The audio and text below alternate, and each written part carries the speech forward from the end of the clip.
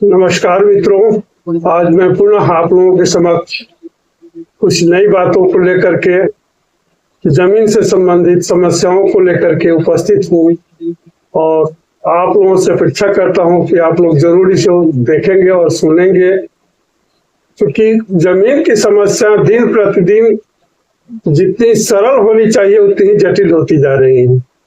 इसलिए आज हम आपको कुछ पहले से काश्तकारी जमीन और रेती जमीन के बारे में बताने जाएंगे और उससे संबंधित जितनी भी समस्याएं हैं उस पर चर्चा करेंगे। तो आइए आज हम शुरू करते हैं आप लोगों के साथ। पहले हम लोग अपना बंगाल टेनेंसी एक्ट जो है उसके बारे में थोड़ा सा चर्चा कर लेते हैं कि क्यों जरूरत पड़ी बंगाल टेनेंसी एक्ट 1885 बनाने की। इसके पीछे मैं एक विद्रोह का चर्चा करना चाहता हूं, क्योंकि यह विद्यार्थियों के लिए भी उपयुक्त है। मेरा चैनल विद्यार्थी भी देखते हैं और लोग भी देखते हैं, तो जानकारी के लिए जरूरी है।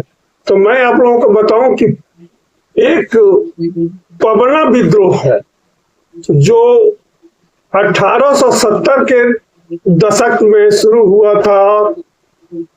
बहुत शांतिपूर्वक विद्रोह था। ये पबना एक जगह का नाम है जो आज के दिन में बांग्लादेश में है, लेकिन वहां के कृषकों ने जमींदार के विरुद्ध बहुत ही शांतिपूर्वक विद्रोह किया था, जो 3-4 साल तक चले थे। 1973 तक उन्होंने इस विद्रोह को चलाया था, जिसने पूरे अंग्रेजों के शासन को झकझोर दिया था। कहने का मतलब यह है कि वहां के जितने जमींदार थे या बीच वाले मध्यस्थ के रूप में जो काम करते थे, वो इतना शोषण करने लगे थे कृषकों का, मजदूरों का, कि वो लोग कर से एक तो तबाह थे ही, और साल दर साल हर दूसरे तीसरे साल पर उनके जोती हुई भूमि को बदल दिया जाता था। तो किसी एक जमीन पर पहले कार्य करते थे तो दूसरे जमीन पर तीसरा साल कार्य करते थे। इस तरह से वो लोग उब गए थे, और मतलब ये हुआ कि विद्रोह पनपती गई और विक्षोभ होते चला गया अंग्रेजों के प्रति। अंग्रेजों ने इस बात को भांप लिया कि अब यह विद्रोह सुलगता जाएगा और ठंडा नहीं होगा, हमको कुछ न कुछ परमानेंट उपाय करना होगा और नियम बनाना होगा। यही इसी विद्रोह के गर्भ से निकला हुआ है आपका 1885 का ये काश्तकारी अधिनियम है, बंगाल काश्तकारी अधिनियम है। और बंगाल काश्तकारी अधिनियम में अब प्रवेश करने से पहले मैं आपको बता देना चाहता हूँ, कुछ शब्दों को जान लीजिए कि आखिर है क्या। हम जो भी आपको बतलाते जा रहे हैं वो सरल सब भाषा में होगा और समझने वाली होगी। हम काश्तकारी को पहले बता देना चाहते हैं, काश्तकारी है क्या। एक्चुअली काश्तकारी होता क्या है? काश्त का मतलब होता है खेती, और कारी का मतलब होता है करने वाला। जो खेती करने वाला है उसी को काश्तकार बोलते हैं। जो खेती करता था उसी को काश्तकारी बोलते थे, लेकिन वो खेती का केवल खेती करेगा, उसको मालिकाना हक नहीं मिलता था। वो उसको गिरवी भी नहीं रख सकता था, बेच ट्रांसफर भी नहीं कर सकता था, और नहीं उस खेत का लगान भी उस पर बढ़ा चढ़ा कर दिया जाता था। यदि वो 3 साल 4 साल 5 साल एक खेत में कर लिया तो पुनः उसको खेत से बदल करके लगान भी बढ़ा दिया जाता था और दूसरा खेत दिया जाता। नतीजा क्या होता था, कृषकों में इस तरह से क्षुब्धता पैदा होने लगी थी। यही है काश्तकार का मतलब हो गया कि खेती करने वाला आदमी, लेकिन उसको खेत पर अधिकार कुछ नहीं था। जो भी मालिकाना हक था वो मालिक का होता था। उस पर मालिक उसको किसी को भी दे सकते थे या रेंट किसी भी तरह का लगा सकते थे। दूसरा हो जाता है रैयत। रैयत शब्द बहुत आप लोग देखते होंगे कि रैयत क्या है। आपके खतियान में भी आता होगा काश्तकार और रैयत दोनों शब्द आता होगा खतियान में। तो उस समय जब खतियान बना था 1910-12 में, तो उस समय काश्तकार जो लिखा हुआ था, काश्तकार को हकीकत में जमीन का मालिक नहीं माना जाता था। वो ये बंगाल टेनेंसी एक्ट के अनुसार ये उस जमीन का मालिक काश्तकार नहीं होता था, लेकिन हमारे खतियान में काश्तकार लिखा जाता था, उसका नाम लिखा जाता था, वो खेती करता था। हो सकता था कि उसको दूसरे जनरेशन को भी वही काश्तकारी करने को मिले, लेकिन दूसरे जनरेशन को मालिकाना हक नहीं मिलता था। रैयती जमीन जो लिखा हुआ रहता था, जो रैयत होते थे उनको 1820 में ही मालिकाना हक मिल गया था। वो एक नियम बना था 1820 में मालिकाना हक देने का, रैयतवारी व्यवस्था, जिसे मुनरो ने उस समय मुनरो मद्रास के गवर्नर हुआ करते थे। तो 1820 में उन्होंने रैयतों को मालिकाना हक दे दिया था कि ये तो रहेंगे ही, इनके नहीं रहने के बाद उनके बच्चे उस जमीन का मालिक होंगे और उनको ट्रांसफर करने का अधिकार होगा। तो हमारे यहाँ रैयती सिस्टम 1820 से लागू हो। 1820 से पहले वो भी जो रैयत कहलाते हैं आज, वो भी काश्तकार ही थे, वो भी खेती ही करते थे, मजदूरी ही करते थे। काश्तकार को कहने का मतलब है, रैयत का मतलब किसान, रैयत का भी मतलब किसान है, काश्तकार का भी मतलब किसान है। लेकिन काश्तकार के और रैयत के अधिकार में अंतर है। अधिकार क्या था कि रैयत को अधिकार था कि उसको बेच भी सकता था, उसको सब रैयत को दे भी सकता था और उसे टैक्स भी ले सकता था। रैयत क्या करता था? रैयत का ये बात था कि वो डायरेक्ट सरकार को अपना टैक्स देती थी। और कृषक क्या करते, ये काश्तकार को क्या था कि ये जमींदार को टैक्स देना पड़ता था। दोनों में अंतर ये बहुत बड़ा है कि जमींदार को टैक्स काश्तकार देते थे और रैयत सरकार को डायरेक्ट टैक्स देते थे, जिससे उनका मालिकाना हक बरकरार रहता था। ये व्यवस्था उन्होंने किया था, लेकिन सब जगह ये लागू नहीं हुआ था। पहले मद्रास में हुआ, लेकिन इसके पॉपुलैरिटी को देख करके उस समय के सरकारों ने अपने यहाँ इसको सब जगह लागू किया और इस तरह से रैयतों का मालिकाना हक, मतलब जमीन का ओनरशिप रैयतों को मिल गया, लेकिन काश्तकारों को ओनरशिप नहीं मिला। और काश्तकार केवल खेती करते थे और उसका रेंट जमींदार को देते थे। तो काश्तकार और रैयत में आपको अंतर तो मिल गया होगा। अब आइए कि यह भी एक फ्रस्ट्रेशन की बात थी काश्तकारों में कि भाई हम खेती कर रहे हैं, इसका लाभ हमको नहीं मिल रहा है। तो जब 1912 में बिहार बंगाल का बंटवारा हो गया और ये जो टेनेंसी एक्ट बंगाल का था वह हूबहू बिहार में भी लागू हुआ 1912 में भी। 1912 में भी हूबहू टेनेंसी एक्ट बिहार में भी लागू हो गया। तो यहाँ भी काश्तकारों को रियायत नहीं मिली थी, यहाँ भी फ्रस्ट्रेशन ही था। और इनके जो 1912 से पहले खतियान तैयार हुए उसमें जो खेती करते थे, जो पट्टा पर करते थे, चाहे तो मालिक से ले करके करते थे, किसी भी तरह मालिक का खेतीहर मजदूर के रूप में काम करते थे, उनका उसी काश्तकार के रूप में पट्टा बना था, चाहे जो रूप में उनका था हक वही दिया जाता था, जिससे उनका मालिकाना हक जमीन पर नहीं बना था।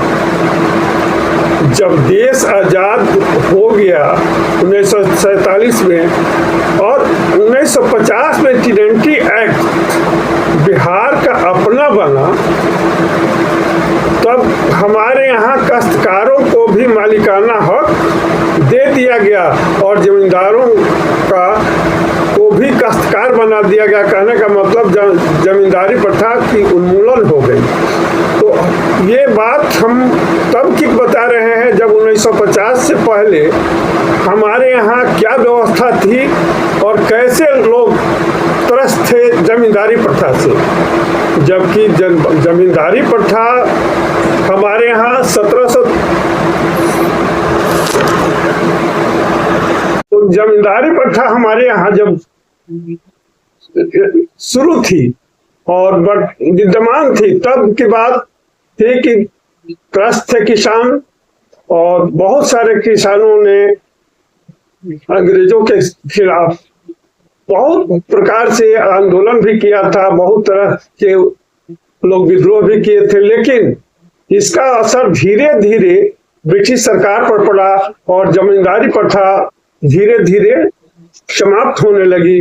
अन्य राज्यों में भी, बिहार में तो हो ही गई, लेकिन बंगाल एक ऐसा राज्य था जहां बंगाल का ये अधिनियम आज ही बरकरार है। वहां अधिनियम ये आज ही बरकरार है, जहां काश्तकार हैं वो अभी ओनर नहीं बने हैं, वे काश्तकार अभी भी काश्तकार ही हैं और जो भी रैयत हैं वो उनको मालिकाना हक है और काश्तकार को मालिकाना हक नहीं मिला है। तो लेकिन मद्रास में ये लागू है और मद्रास, मुंबई, हर देश के बहुत सारे राज्यों में 100% लागू है। लेकिन कुछ कुछ जगह पर अभी भी ये रैयत की बात और कृषक लोगों के बीच में ये अंतर है कि भाई हमें संपूर्ण हक नहीं मिल रहा है। तो रैयतवारी व्यवस्था हमारे यहाँ 1820 में ही तैयार किया गया था और शुरू किया गया था। ब्रिटिश भारत में भू राजस्व की प्रणाली एक क्या थी, रैयतवारी व्यवस्था भी एक भू राजस्व प्रणाली ही थी, जिसके तरह रैयतों को उनका 100% मालिकाना हक दिया गया था। अब हम बताते हैं आपको कि कुछ व्यवस्था ऐसी थी जैसे महालवारी व्यवस्था और रैयतवारी व्यवस्था। रैयतवारी व्यवस्था में इंडिविजुअल लोग टैक्स जमा करते थे, अपना उनका मालिकाना हक होता था। लेकिन महालवारी व्यवस्था क्या थी, एक गांव चाहे टोला मोहल्ला चाहे कोई भी एक सोसाइटी समूह में लोग टैक्स जमा करते थे, वो महाल कहलाता था, मोहल्ला। वो पूरे मोहल्ला का टैक्स एक साथ जमा होता था, वो महालवारी व्यवस्था थी टैक्स काटने की, और उस पर सामूहिक लोगों का अधिकार होता था। और इंडिविजुअल वाले में क्या होता था, रैयतवारी व्यवस्था में कि हम अपना टैक्स स्वयं जमा करेंगे और सरकार के यहाँ डायरेक्ट जमा करेंगे, हमारे बाद हमारे जो उत्तराधिकार होंगे वे जमा करेंगे और उनका मालिकाना हक होगा। इस प्रकार तो हमारे यहाँ ये रैयतवारी व्यवस्था भी लागू हुई और ये जो महाल व्यवस्था भी लागू है आज भी। अब कहने का मतलब है कि भाई ये सारी व्यवस्था होते हुए भी हमारे यहाँ टेनेंसी एक्ट जो है, टेनेंसी एक्ट को मैं डिफाइन कर दूं आपको। एक तो रैयतवारी व्यवस्था रैयत से संबंधित है कि लोग काश्तकारी नियम क्या है 1885, और दूसरा होता है टेनेंसी, जो घर में किराया लेकर के रहते हैं, किराए पर मकान लेकर के रहते हैं, उनके लिए भी टेनेंसी एक्ट ही कहलाता है, वो भी टेनेंट ही कहलाते हैं। और ये टेनेंसी एक्ट एक्चुअली है क्या कि टेनेंट मतलब हम लोग किराएदार हैं। कौन? जो खेतीहर हैं, चाहे मकान दूसरे के मकान में रह रहे हों, चाहे कुछ खेती करते हो, तो टेनेंट हम लोग किसके हैं? सरकार के हैं। और उस समय कब किसके थे? तो हम उस समय थे जमींदार के टेनेंट थे। तो ये टेनेंसी एक्ट ठीक डिफाइन कर दे रहा है कि टेनेंट का मतलब किराएदार होता है। तो किराएदार से तो किराएदार लोग हैं, जमींदार अपना टैक्स के रूप में लेते थे जमीन का टैक्स। आज भी मकान मालिक के यहाँ भाड़े पर लोग जो रहते हैं उनको किराए पर ही किराया तो देना ही पड़ता है और वे रह सकते हैं, लेकिन मालिकाना हक उनका नहीं रहता। मालिकाना हक वो किराएदार का कभी नहीं होगा, नहीं था। लेकिन आज भी जो टीनेंट का जो हमारे यहाँ परिभाषा है, जो बिहार में परिभाषा है, ये तो सही है कि टेनेंट जब भी मकान मालिक को जरूरत पड़ेगा तो खाली करा सकता है, या तो अपने घर को रिमॉडलिंग करेगा उस समय खाली करा सकता है। लेकिन बंगाल में ये व्यवस्था अभी भी विद्यमान है कि वहाँ टेनेंट को मकान खाली कराना बहुत मुश्किल है और उसके लिए प्रक्रिया बहुत जटिल है। तो बिहार तो 1912 में बंगाल से अलग हुआ है। 22 मार्च 1912 को बंगाल से बिहार अलग हुआ है। लेकिन ये इसको व्यवस्था को, जमींदारी व्यवस्था को समाप्त करने में लगभग 38 साल लगे। 38 साल तक संघर्ष करना पड़ा किसानों को। और जब अंग्रेज ने यहाँ छोड़ गए थे, भारत को आजाद कर दिया और हमारा जब बिहार भी इस ओर ध्यान दिया कि नहीं भाई, जमींदारी प्रथा हमारे लिए अच्छी बात नहीं है, यह लोगों के लिए शोषण का जरिया है, इसलिए लोगों ने, यहाँ की सरकार ने भी हमारे लिए जमींदारी व्यवस्था को समाप्त करके जमींदार को भी रैयत बना दिया। ऐसा नहीं, वे भी अब कृषक ही हैं, वे अब मालिकाना हक किसी तरह का नहीं है। लेकिन 1950 से 1945 से पहले मालिक ने जिसको अपना मालिकाना हक के दौरान किसी को पट्टे के द्वारा या रजिस्ट्री के द्वारा जिसको भी जमीन दिया है वो रद्द नहीं हो सकता है, इसलिए कि मालिक उस समय वही थे। 1950 के बाद उनका मालिकाना राइट समाप्त हुआ है, नहीं तो उससे पहले जो उन्होंने 1946 तक 1946 जो भी पट्टा दिए हैं, चाहे वो जो भी उन्होंने किसी प्रकार से अपना जमीन किसी को दिया है वो बरकरार है, वो नहीं टूटता है। लेकिन 1950 के बाद तो उनका राइट नहीं बनता है। अब हम आप लोगों को कुछ बताना चाहते हैं कि भाई कानून की बात है, तो कानून में हम लोग बहुत सारे जानते हैं कि यह एक अधिनियम ही है, काश्तकारी अधिनियम। तो अधिनियम क्या है, इस पर हम थोड़ा चर्चा करना चाहते हैं कि अधिनियम से हम क्या समझते हैं। अधिनियम संसद द्वारा पारित विधेयक को हम लोग अधिनियम कहते हैं, जिस पर राष्ट्रपति का दस्तखत हो जाता है तो अधिनियम हो जाता है। और कानून क्या है? कानून एक सरकार द्वारा लागू नियमों और विनियमों का समूह है। कानून क्या है? सरकार द्वारा लागू नियमों और विनियमों का समूह है। जैसे मोटर वाहन अधिनियम एक कानून है, लेकिन जो पार्लियामेंट से पास हो जाता है और उसको हम लोग अधिनियम बोलते हैं। पार्लियामेंट से पास होकर के राष्ट्रपति का जब दस्तखत हो जाता है तो उसको अधिनियम बोलते हैं। अध्यादेश क्या है भाई? ऐसे कानून जिन्हें केंद्रीय मंत्रिमंडल की सिफारिश पर भारत के राष्ट्रपति द्वारा प्रख्यापित किया जाता है। कहने का मतलब जब संसद काल नहीं चल रहा हो उस पीरियड में हम लोगों का अध्यादेश जारी होता है हमारे लोगों के देश में।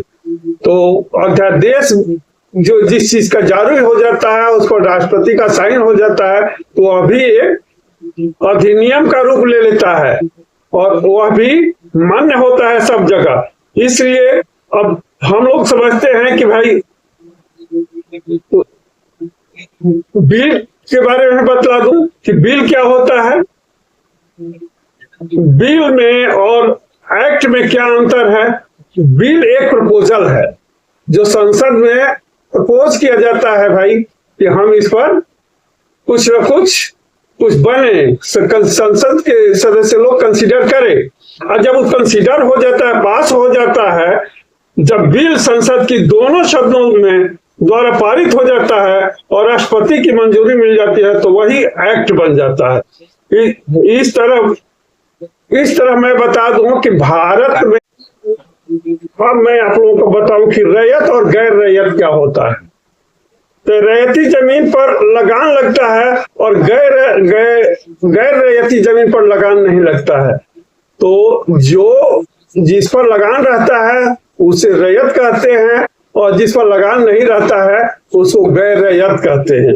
रैयतवारी व्यवस्था भी आपको जब 1820 में शुरू हुआ था तो ये मद्रास प्रेसिडेंसी में ही शुरू की गई थी व्यवस्था। भारत के भू राजस्व एक प्रमाण भू राजस्व के लिए ही किया गया था, जिसमें किसानों को सीधे सरकार द्वारा भू राजस्व देने का अधिकार था। कहने का मतलब है कि हम रैयतवारी व्यवस्था में किसान सीधे जमींदार को टैक्स नहीं दे करके सरकार को टैक्स देते थे, और जब सरकार को टैक्स वो देते थे तो वही रैयत कहलाते थे। और जो लोग टैक्स अपना जमींदार को देते थे वो काश्तकार कहलाते थे, क्योंकि काश्तकार को जमींदार जमीन देते थे और रैयत को सरकार रैयत सरकार से जमीन लेती थी। इसमें दोनों में अंतर यही है कि रैयत सीधे सरकार से संबंधित था और हमारे किसान अन्य किसान जो थे जो मालिक से संबंधित थे। इसलिए रैयतवारी व्यवस्था हमारे लिए किसानों के लिए एक बहुत बड़ा वरदान साबित हुआ कि उनको अपना मालिकाना हक मिल गया। और यही कारण है कि रैयतवारी व्यवस्था के ही चलते जिसे उन्होंने लागू किया था, आज बिहार में भी 1950 के बाद सभी काश्तकार जो हैं आज रैयत बन गए हैं और सभी के का जमीन पर समान अधिकार हो गया है। जैसे पहले शोषित होते थे, आज वे मालिक बन गए हैं अपने जमीन का और सरकार के यहाँ देते हैं। अब कहने का मतलब है कि जब ये जमींदारी प्रथा समाप्त हो गई तो सभी एक समान हो गए और सभी रैयत हो गए और इसमें कोई मालिक नहीं रहा, मालिक सरकार रही, बीच में मध्यस्थ की जरूरत नहीं पड़ी। इसलिए दोस्तों आप इन सभी शब्दों को अक्षरशः समझें और समझे जहां भी त्रुटि हो वहां बतलाएं कि कहां कहां समझ में नहीं आ रहा है। मैं आपको कुछ हिस्टोरिकल बात में ले गया हूं जरूर, लेकिन एक बात आपको बता देता हूं कि जो भी बंगाल काश्तकारी अधिनियम 1822 में लॉर्ड हेस्टिंग के समय में पारित हुआ था। लॉर्ड हेस्टिंग 1823 से लेकर के 1813 से लेकर 1823 तक भारत के गवर्नर जनरल रहे थे, कार्य किया था। लेकिन लॉर्ड हेस्टिंग ने बहुत सारे कार्य किए थे ऐसे जमीन से संबंधित जिससे बहुत किसानों को लाभ हुआ था और उन्हीं का प्रारूप तैयार किया हुआ ये 1885 का ये हम लोगों का बंगाल टेनेंसी एक्ट है, जिसमें बहुत सारे सुधार किए गए हैं, लेकिन जो त्रुटियां थी अभी भी हैं और उसे आगे के सरकार इसको संशोधित करके जरूर ठीक करेंगे। यही मेरा मानना है। धन्यवाद आप सभी लोगों को। नमस्कार।